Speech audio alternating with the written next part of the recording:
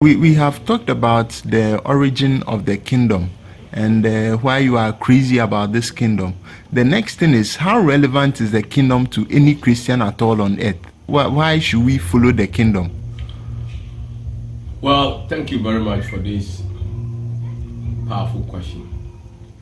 The kingdom of God is relevant because it's even relevant to God himself. That is the main reason why he created the earth. As we said earlier on, his intention for creating this earth was colonization. What is colonization? A king who has his kingdom somewhere is attempting to extend his kingdom or to extend his kingdom on a distant territory, which is the earth.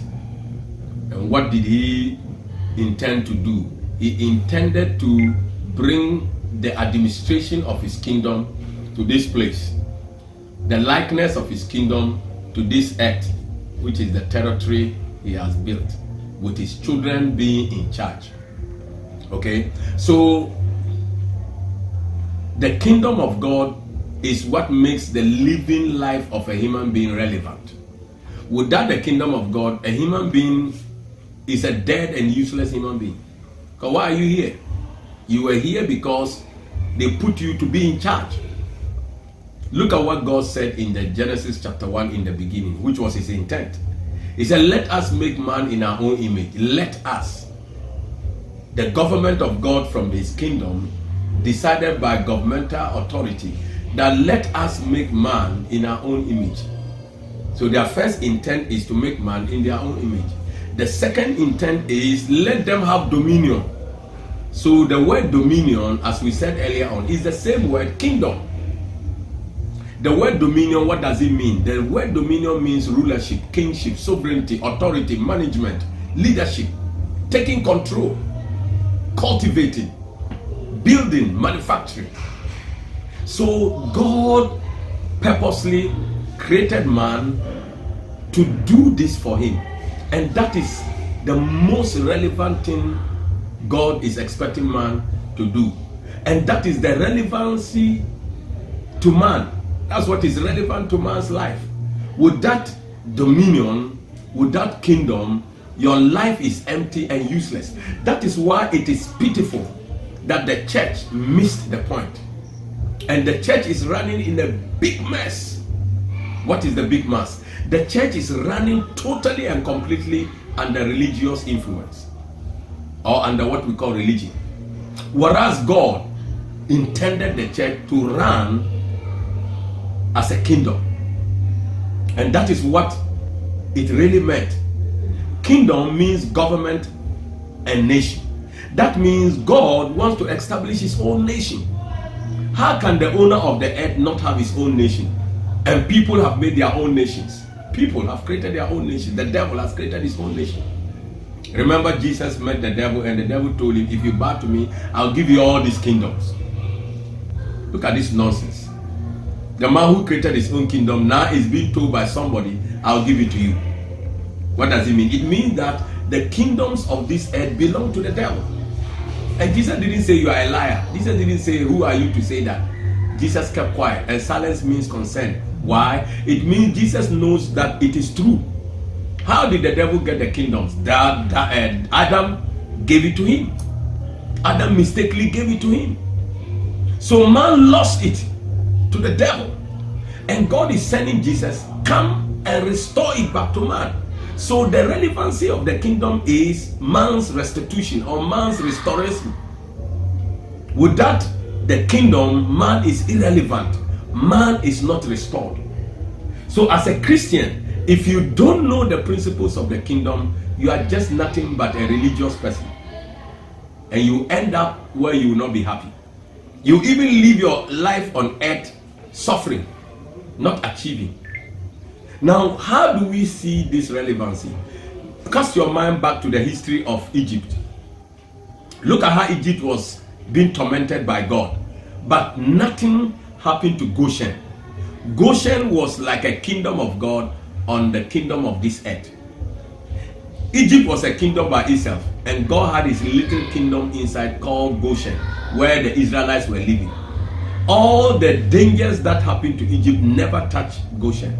Even the animals, the insects, the flea and the grasshoppers that came to devour all the food of Egypt, they never touched any plant in Goshen. That will tell you how relevant the kingdom is.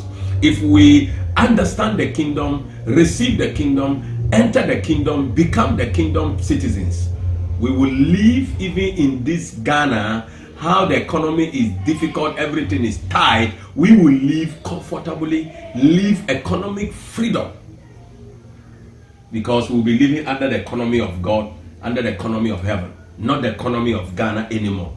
Because Ghana will be a nation, and then God's kingdom and God's nation too will be inside Ghana. That is why you are called ambassador.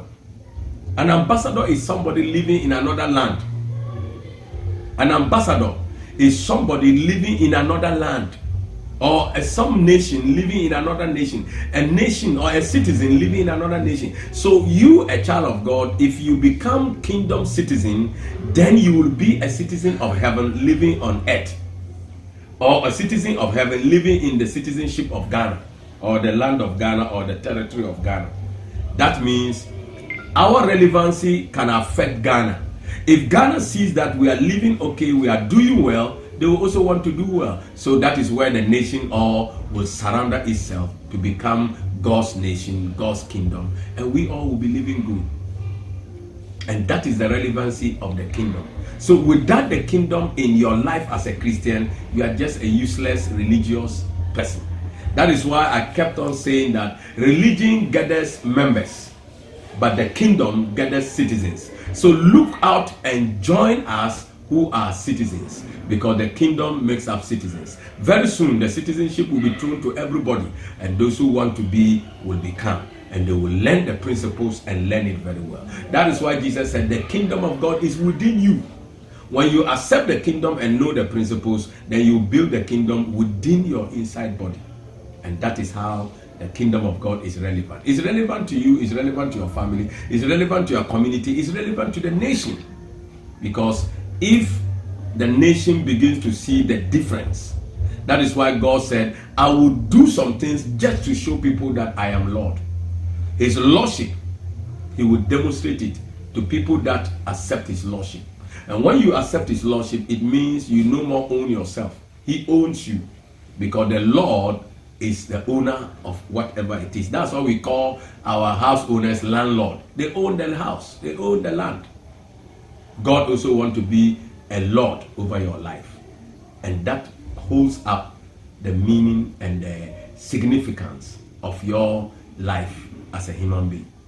Thank you very much. Okay, so the other question is, how dangerous is religion in a Christian's life? In fact, it's terrible.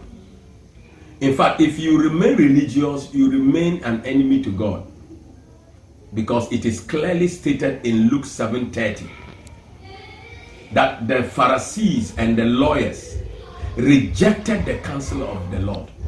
Can you imagine?